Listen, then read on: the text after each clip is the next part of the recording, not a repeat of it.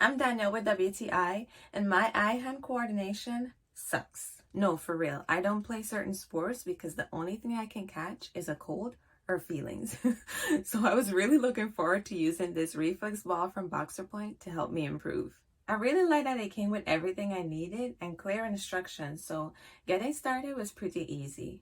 I also like that it came with 4 difficulty levels so that I could challenge myself but also keep track of my progress. Speaking of progress, I used this over a few days and I definitely improved from the first day I started, so I'm happy to say that it works. And for somebody like me, that's a great thing.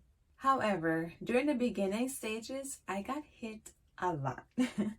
But the fact that the ball is soft means that I was completely fine.